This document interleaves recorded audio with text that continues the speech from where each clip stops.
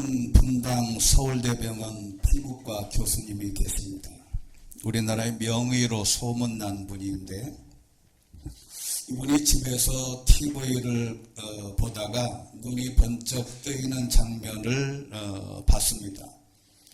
장수가족 건강 비결을 다루는 방송이었는데 90대 할아버지 곁에서 말하는 80대 할머니 얼굴에서 이상한 것을 포착을 했습니다. 오른쪽 눈 밑 피부가 붉게 흐른 모습에서 직감적으로 저거는 피부암이다 라는 것을 알았답니다.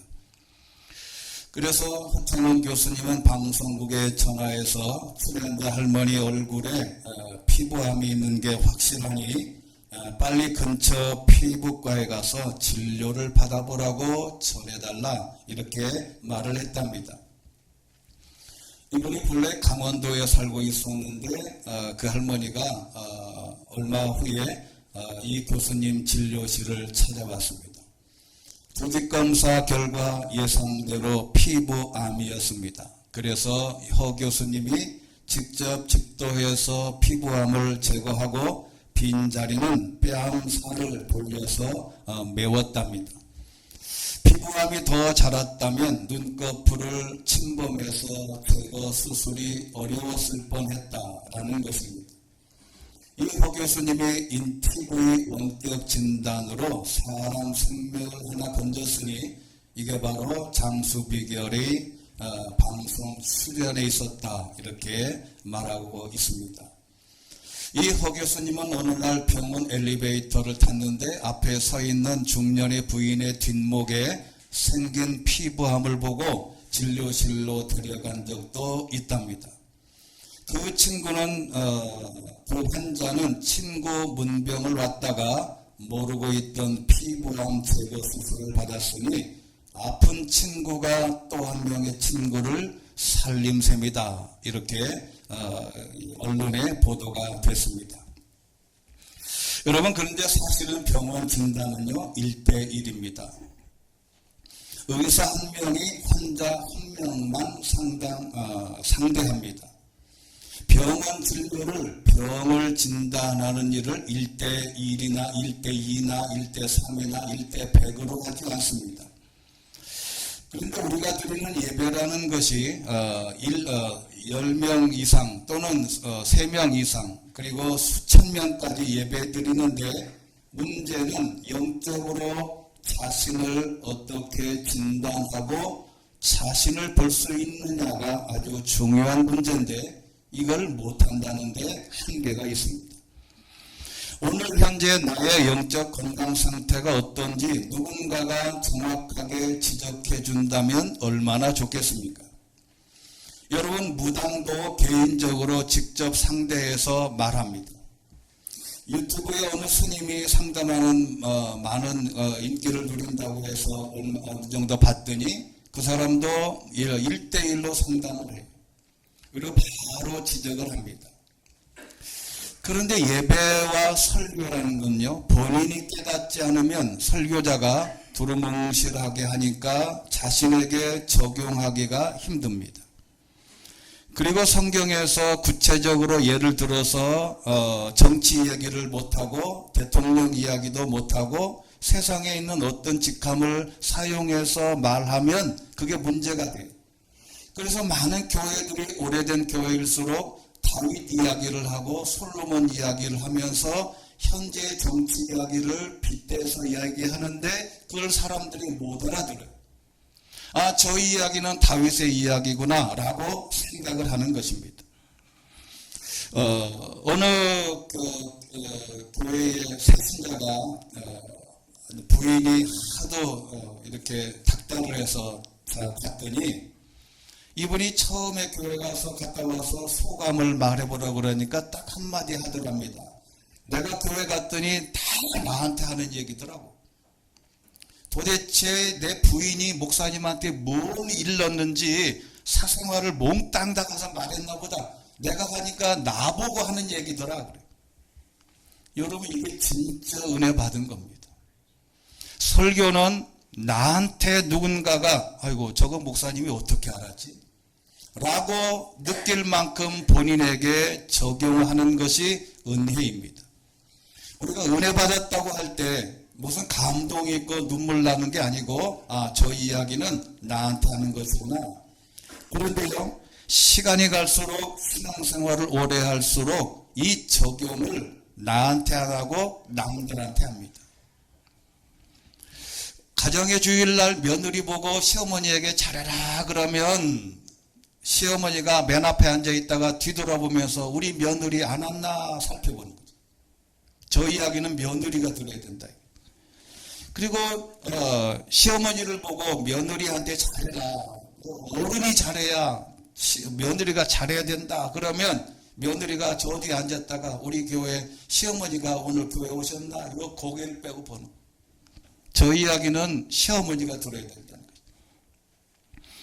여러분 어떤 이야기를 할 때 저 이야기는 저 장로님이 들어야 되고 이 이야기는 저 집사님이 들어야 되고 이 이야기는 저 권사님이 들어야 된다라고 남들에게 초점이 맞춰져 있다면 이게 영적인 질병이 걸렸다는 신호입니다. 모든 말씀을 이웃에게 남들에게 초점이 다른 사람에게 맞춰져 있는 것 이것을 질병의 출발이에요. 설교와 말씀은 바로 나에게 적용하는 것부터 시작되는 것입니다. 사실 신앙도 질병처럼 개인 면담, 개인적으로 상담해 볼 필요가 있는데 그리고 과감하게 말할 수 있어야 돼요. 당신은 이게 잘못된 거니까 요거 고치면 많은 열매를 맺습니다. 라고 말해주고 싶은 마음이 이 목구멍까지 올라와도 그 이야기를 못해요. 왜요? 하면 짜증내고 하면 기분 나빠하고 나아가서 아예 교회를 옮겨버려요. 여러분 치료받지 않으면 이거 안 고치면 당신 영적으로 죽어요 라고 영적으로 말할 수 있는 시대 그런 관계가 돼야 됩니다. 그렇게 적용하면서 신앙생활을 하는 것은 오늘 말씀대로 오늘은 과거가 아니라 오늘이라고 하는 시간입니다. 과거 신앙생활을 어떻게 했든 오늘 이 시간 정상으로 돌아오면 됩니다. 그래서 신앙생활은 과거가 아니라 오늘입니다. 우리가 죄송하지만 한번 따라해 보겠습니다. 신앙생활은 과거가 아니라 오늘이다. 여러분 어제 이렇게 저희 어버이날이라 그래서 사위하고 딸이 저쪽에 가서 조금 식사를 대접해 줬어요. 근데 너무 맛있더라고. 마지막 한쪽이 남았어요. 그 배부러서 못 먹는다는 걸 제가 달랑 먹었어요. 그러면서 하는 얘기가 오늘 안 먹으면 내일부터 기약이 없으니 열심히 먹어야 되겠다 그랬더니 저희 딸아이가 그러는 거예요. 내일 가면 또 배고플 텐데 그래. 여러분 어제 신라호텔에 가서 30만 원짜리 뷔페를 먹고 오면 오늘 저녁 때 가면 배가 안 고플까요? 역시 배고픕니다. 라면 하나 먹든 30만 원짜리 스시를 먹든 배고픈 건 마찬가지. 여러분 신앙생활이라는 것은 과거는 아무리 잘했어도 그게 칭찬받을 일이긴 하지만 지금 현재 내가 하나님 앞에 충성하지 않으면 아무런 쓸모가 없는 거예요.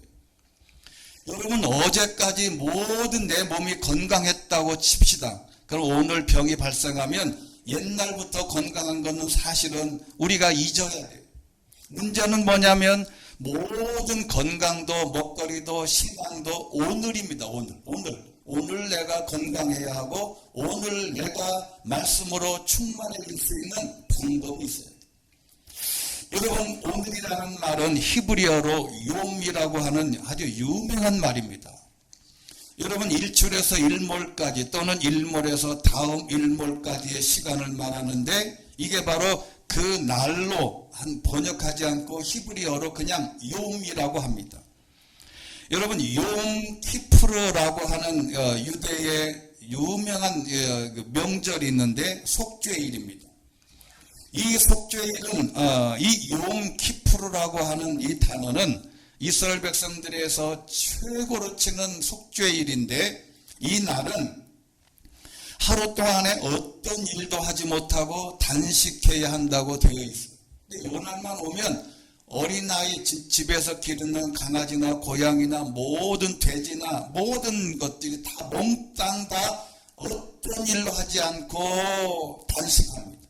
물도 안 먹어요. 근데 이것은 출애굽 당시에 모세가 십계명을 받아 내려왔더니 이스라엘 백성들이 금송아지를 놓고 절하고 있었어요. 그래서 이 모세가 화딱지가 나서 그 돌판으로 그 금송아지를 부셨어요. 그래서 그 돌판도 깨져버렸어요. 그래서 다시 올라가서 받아 내려온 것을 거기에서 유래해서 이 욤키푸르라고 하는 대속죄일을 갖게 됩니다. 이날은 아무것도 하지 않은데요. 여러분, 아랍 전쟁, 특히 4차 중동 전쟁이 일어날 때 1973년 10월 6일이 욤키푸르였는데 이때에 아랍에서 침공했어요. 여러분, 이 달력이 유대인의 달력입니다. 이런 달력도 쿠팡에서 팝니다. 제가 쿠팡에서 받은 거는 없어요. 근데 이 쿠팡에서 이런 달력도 없는 게 없어요. 다 찾으면 있습니다. 여기 제가 노란색으로 글씨가 색칠해 놓은 게 오늘 9월 25일인데 요게 욤키푸르 자신들의 유대인의 이 달력에는 이렇게 표기되어 있어요. 근데 요때는 미리 사람들이 다 전야제도 있고 요 날은 몽땅 다 아무것도 하지 않고 있습니다. 아랍에서 요거를 알고 그때 그날 아침에 이스라엘을 공격한 거예요. 여러분, 김일성이 우리나라를 6.25 전쟁 때 침범할 때 언제 했죠? 주일날 새벽에 4시에 들어왔어요. 왜냐하면 기독교인들도 그렇고 모든 군대들이 다 휴가를 줘서 휴일을 보낼 수 있도록 하는 그 주일을 택한 거죠. 그래서 이 욤키푸르 고 아랍 전쟁할 때도 요 날을 선택해서 했는데 이 바로 욤이라고 하는 말은 이스라엘 백성들에게는 모든 개념에 오늘이라는 게 중요하다. 여러분, 욤이 신앙적으로 중요한 날 오늘이라는 시간인데 신앙생활은 그래서 날마다 지속이 되는 겁니다. 일주일에 한 번 교회 나와서 예배하는 것으로는 안 된다. 일용할 양식이 있듯이 일용할 신앙생활의 규칙과 패턴이 필요한데 오늘 이렇게 날마다 우리가 해야 할 신앙적인 모습 어떻게 해야 될까 몇 가지를 살펴보겠습니다. 첫 번째는 날마다 말씀과 기도가 있어야 합니다.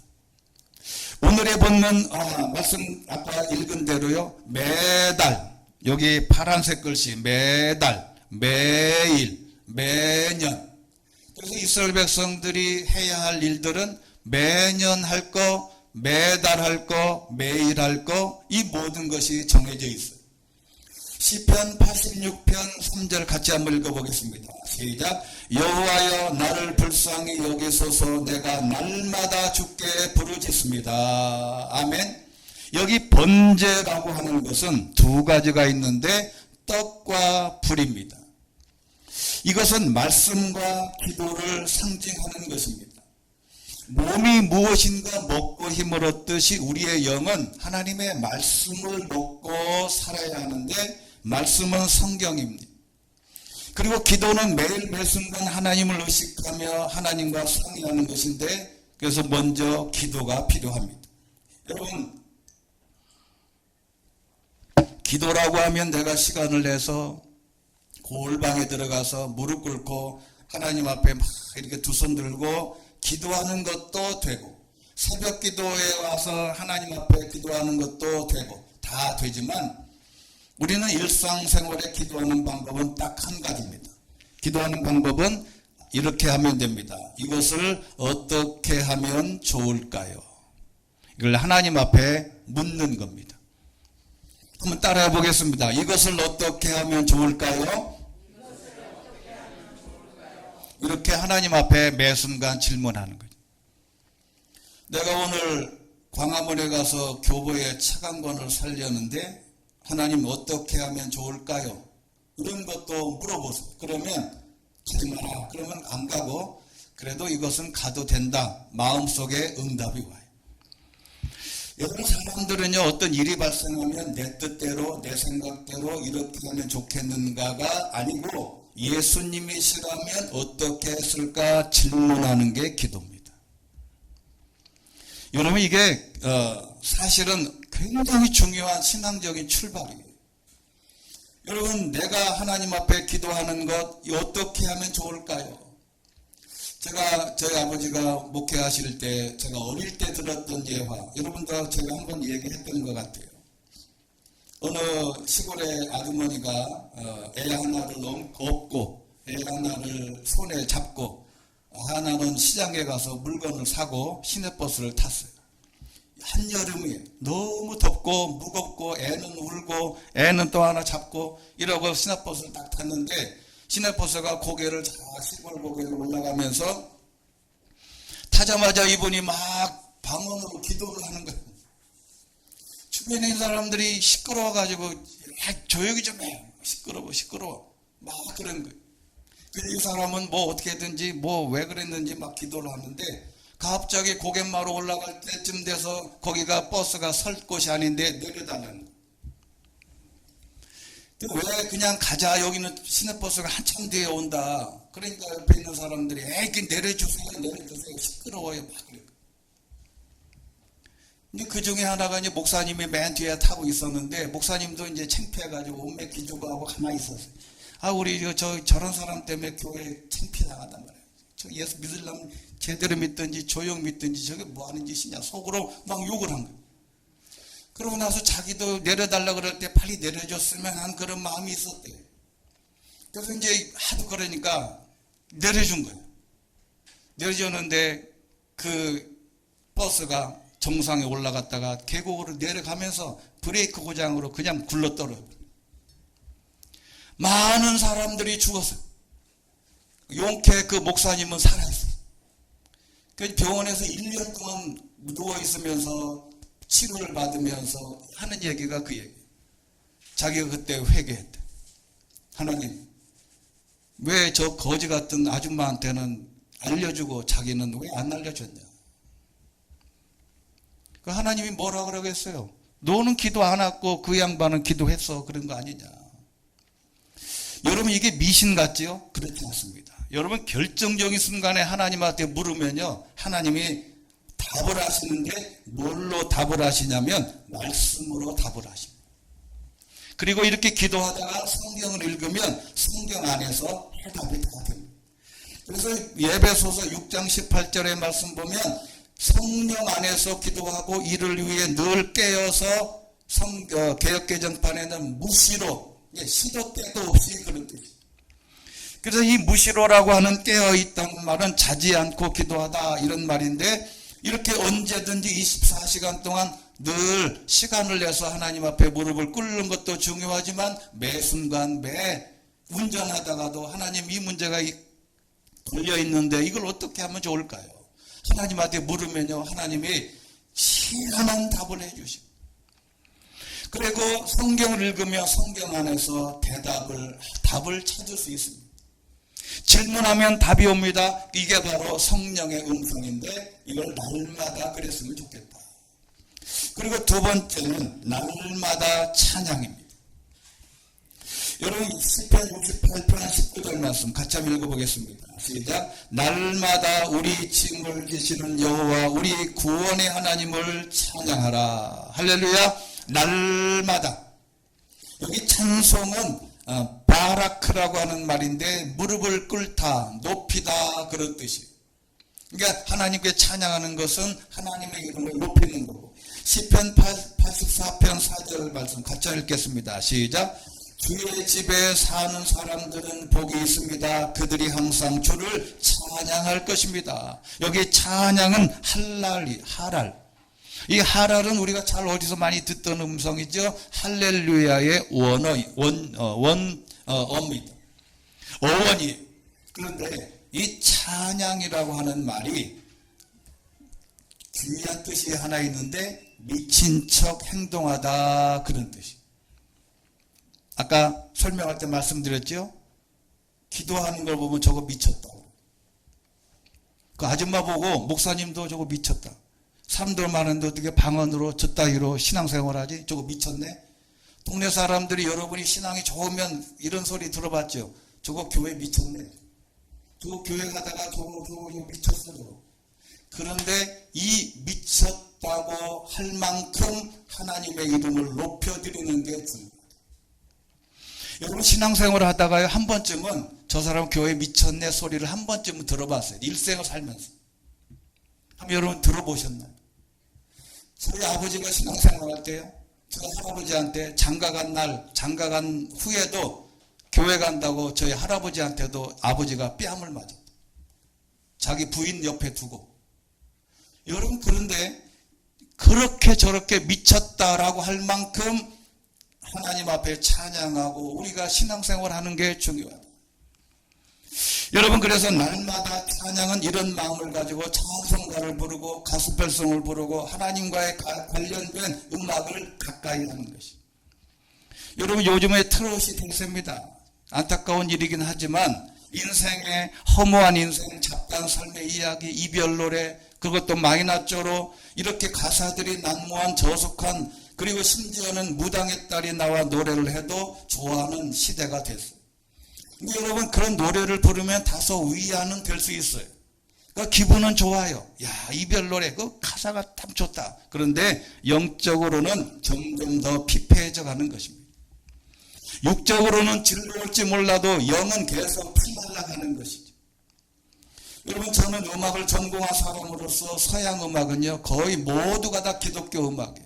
이태리로 독일로 가던 우리나라 유학생들이 교회를 안 다녀도 거의 그쪽에 가면 다 교회를 다닐 수밖에 없어요. 다 자체가 기독교 음악이에요. 여러분 신적인 것 하나님을 뺀 가사와 음률은 저급한 사탄의 음악이라는 것이 연구가들의 한결같이 말하는 것입니다. 돈벌이로 시작된 상업적인 방송으로 저급한 노래를 들으면 들을수록 우리는 기분이 좋을 수 있으나 영은 죽어갈 수 있다는 것을 절대 잊어서는 안 됩니다. 그리고 세 번째는 날마다 성전에서 주의 손길을 기다림이 필요하다. 잠언 8장 33절 같이 읽겠습니다. 시작. 내 말을 듣고 날마다 내 문을 지켜보고 내 문기둥에서 기다리는 사람은 복이 있다. 아멘. 여기 기다리며라고 하는 것은 방심하지 않고 밤새운다는 것입니다. 여러분 예전에 우리가 교회에서 철야할 때는요 밤새웠어요. 지금 우리 대한민국에 밤새워 철야하는 곳은 한 군데도 없어요. 교회는 다 밤을 안 새요. 왜? 이미 하나님을 기다리는 자체가 성전에서 자꾸 가까이 하고 성전에서 했던 일들을 이제는 주민센터에서 하고 성전에서 했던 일들을 음악회에서 하고 교회에서 했던 일들을 다 밖에서 할 수 있으니. 그런데 하나님께서 날마다 주의 몸된 교회에서 기다리는 사람이 복이 있다. 그리고 네 번째는 날마다 십자가를 지는 자세가 필요하다. 같이 한번 읽겠습니다. 누가복음 9장 23절 시작. 그러고는 그들 모두에게 말씀하셨습니다. 누구든지 나를 따르려면 자기를 부인하고 날마다 자기 십자가를 지고 따라야 한다. 한 번 지고 마는 게 아니고 날마다. 직장에 날마다 가지. 내가 돈을 벌려면 날마다 뭔가를 해야 돼. 날마다 하듯이 하나님께서 맡겨주신 십자가도 날마다 줘야 돼. 여기 날마다라고 하는 헬라어는 헤메라인데 이 날이 워드 플레이를 하면 이게 희한한 단어예요.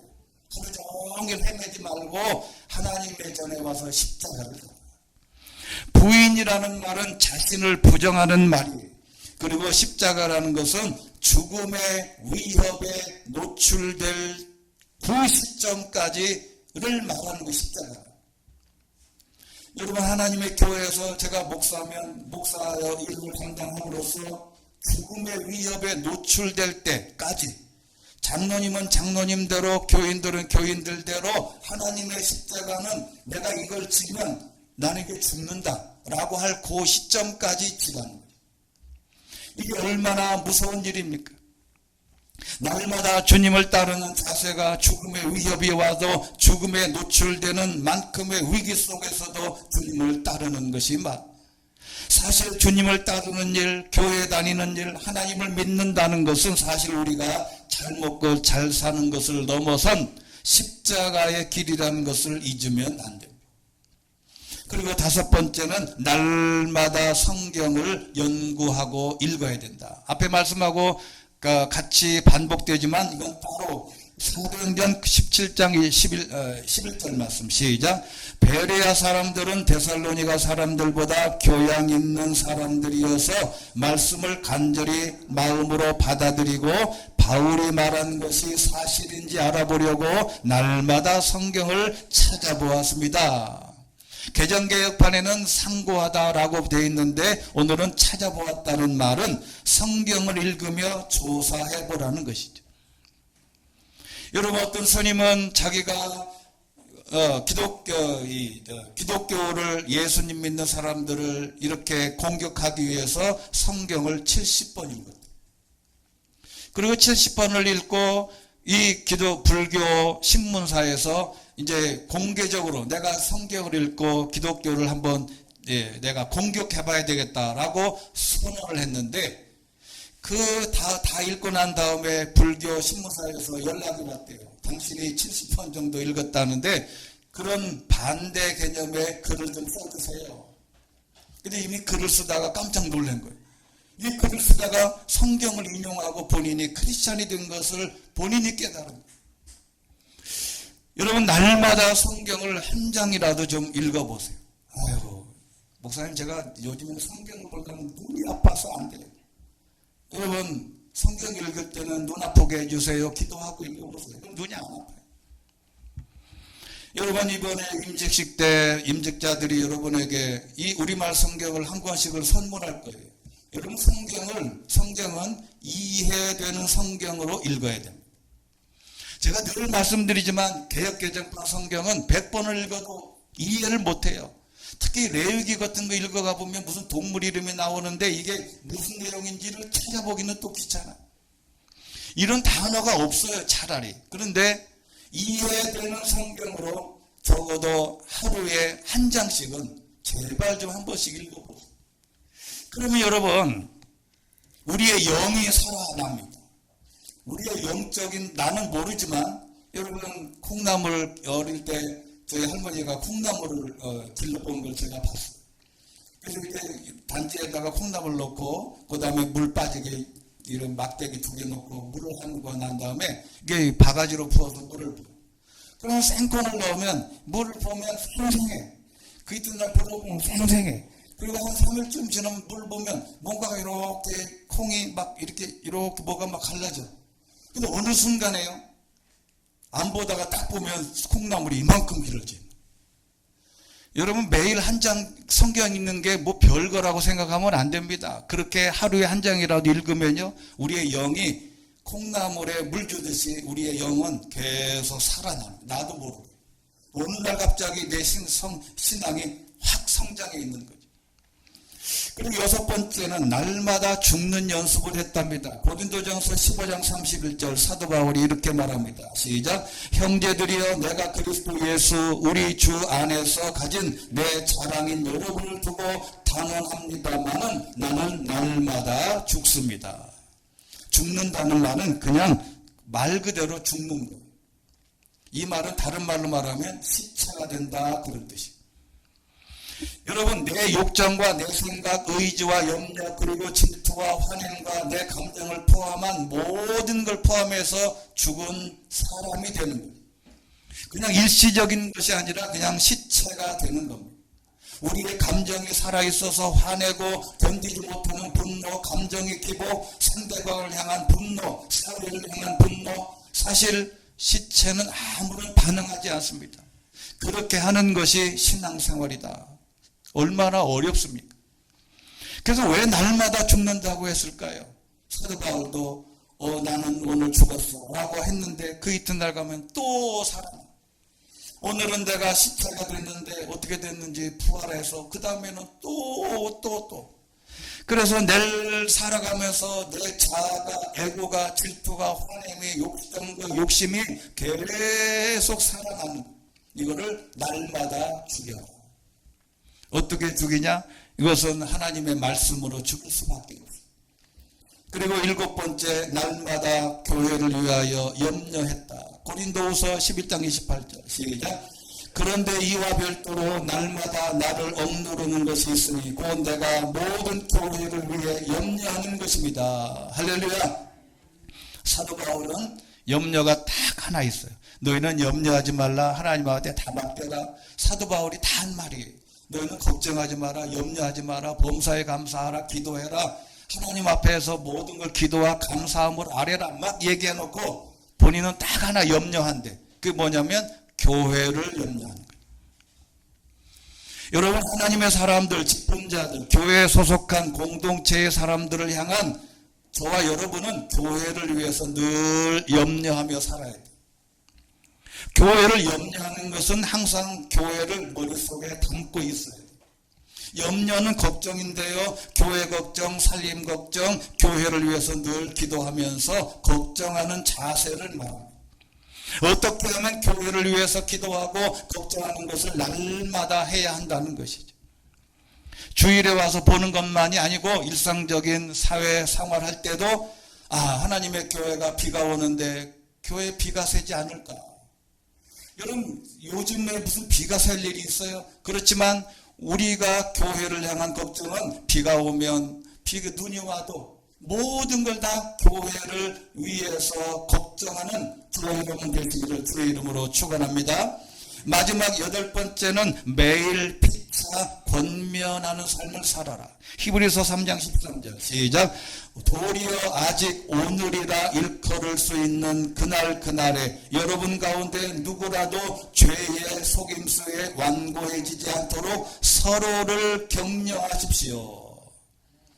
여러분, 여기 완고라는 말을 개역개정판에는 강팍이라고 했어요. 이거 발음도 힘들어요. 이 말은 완고라는 뜻인데 까다롭고 고집이 세다. 무슨 고집이냐면 죄 짓는데 고집이에요. 너 술 마시지 마. 그러면 아니에요. 나는 죽어도 나는 술을 마셔야 되겠다. 죄의 길로 가는 거지. 죄 짓지 마라 그러면 의에 착한 일을 해라 그러면 안 하는데 너 죄 짓지 마라 그러면 죄 짓는 것을 계속 고집 세게 하는 거지. 죽어도 해, 죽어. 그러면 이 죄에 대한 고집은요, 상상할 수 없어요. 죄 짓는 거 그냥 하지 마라 그러면 딱 끊으면 되죠? 안 돼. 왜냐하면 거기에는 아주 고집을 써요. 착한 일하고 좋은 일하고 남 칭찬하고 이렇게 하는 일에 대해서는 안 해. 그런데 남 비판하고 욕하고 때려잡고 막 이런 데는 고집이 얼마나 세요. 거기에서 돌아서라. 이렇게 하지 말도록 격려하라는 겁니다. 격려는 기도라는 말도 포함되어 있는데 훈계입니다.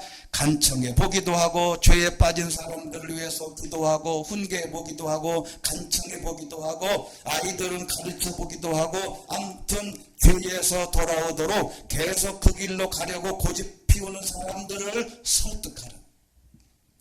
자, 처음으로 돌아가서 제가 여러분에게 이 일은 하지 말라고 말씀해 달라고 얘기하면요, 제가 1대1로 다 누군가 다 점검해 줄 수 있어요.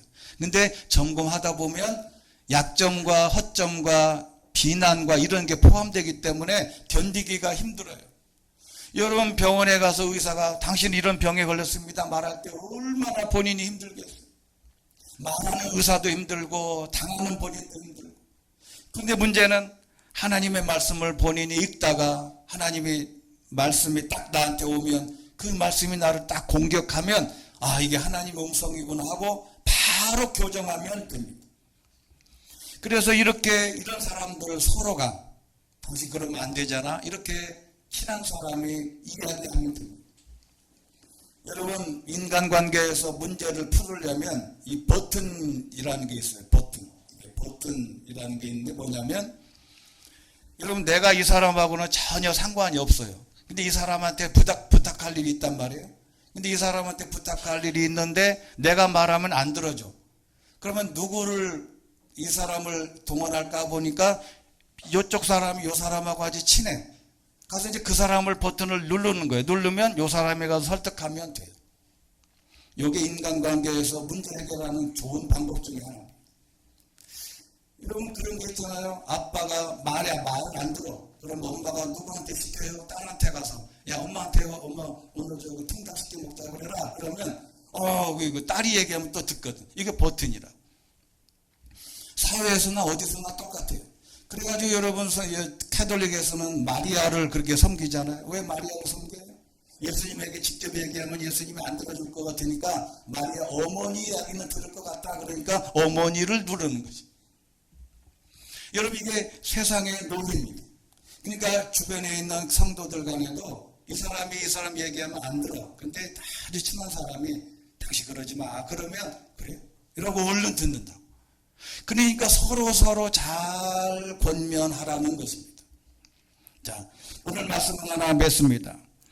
일본 프로야구의 전설, 우리 한국 사람인데 장훈이라는 사람이 벌써 83세가 됐답니다.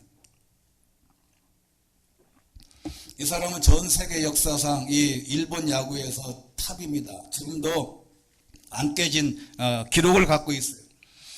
이분은 원래 왼손잡이라가 아니었어요. 원래는 오른손잡이였는데 가난한 제일교포의 이남 이녀 중 막내로 태어난 장훈이 한겨울에 너무 추워서 먹을 걸 모닥불에다가 고구마를 익혀 먹다가 뒤에서 트럭이 모르고 밀어내서 후진해서 밀어버렸는데 그 모닥불에 오른손을 집었어요. 그래서 이 손이 얼마나 뜨거웠던지 요 두 손가락이 딱 붙어버렸어요. 그리고 요 손가락과 요 손가락도 반씩밖에 안 남았어요. 한마디로 주막손이 된 거예요. 여러분 이 어머니 박순분 여사가 그를 업고 사방팔방으로 뛰어봐야 그 옛날에 얼마나 그런 병원이 있겠어요. 지금도 힘든데. 그래서 오른손 하나로는 작은 널빤지 하나 정도만 들 수 있을 정도의 그런 손이 된 거예요.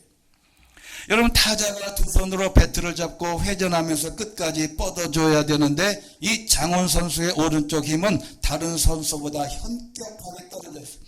근데 이분이 23년간 2752경기에서 통산 3할 1푼 9리, 안타 3085개, 수위타자 7회의 대기록을 일본에서 세웠습니다. 전무후무한, 지금도 깨지지 않아요.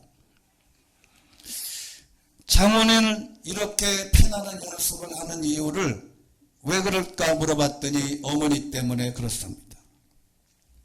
성공해서 어머니에게 비단저고리 사주고 돈을 많이 드리겠다 다짐을 했어요. 그러니까 밤중에 새벽에라도 팬티만 입고 나와서 타격 연습을 하고 아주 죽기 살기로 타격 연습을 한 거예요. 그런데 이 사랑하는 어머니로부터 크게 야단 맞은 적이 있답니다.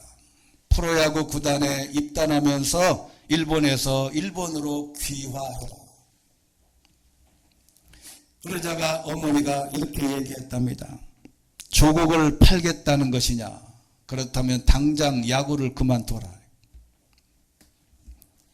이 장훈 선수는 그때만큼 어머니가 그렇게 화난 적이 없었답니다. 그리고 귀화하지 않고 프로 계약금 당시에 최고의 거금인 200만 엔, 우리나라 돈으로 2천만 원을 신문지에 받자마자 싸서 다 어머니에게 바쳤어요. 제가 왜 이 이야기를 합니까? 우리는 한민족이듯 우리의 정체성은 크리스찬입니다. 크리스찬은 사전에도 나와 있어요. 예수님의 가르침을 실천하는 사람 크리스찬인데 우리의 정체성을 팔면 안 됩니다. 내가 교회 다니는 것, 상대방에게 숨기는 것, 정체성을 잃어버립니다.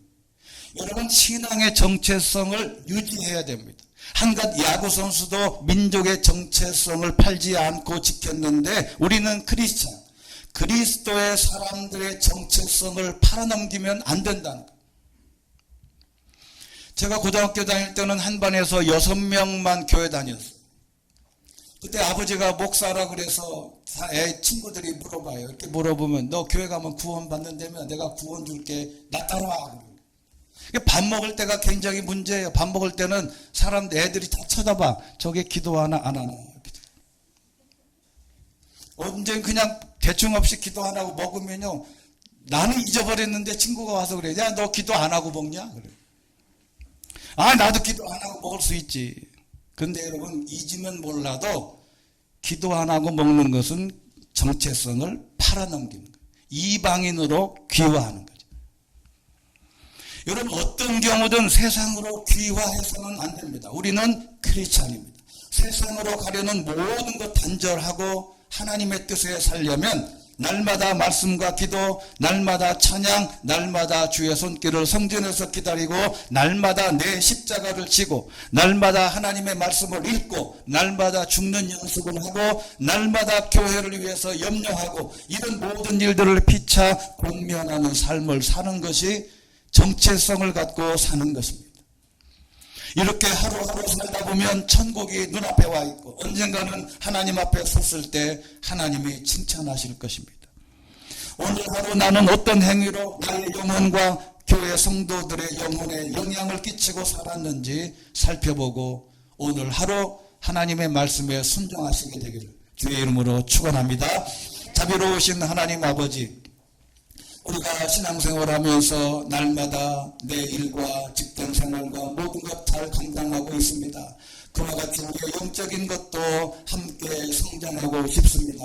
날마다 하나님이 주신 명령들을 되새기고 하나님의 말씀에 순종하며 살아가고, 날마다 하나님께서 우리에게 요구하시는 믿음의 길에서 하나님께 영광 돌리며 살아갈 수 있도록 축복하여 주시옵소서. 예수 그리스도 이름으로 기도드리옵나이다. 아멘.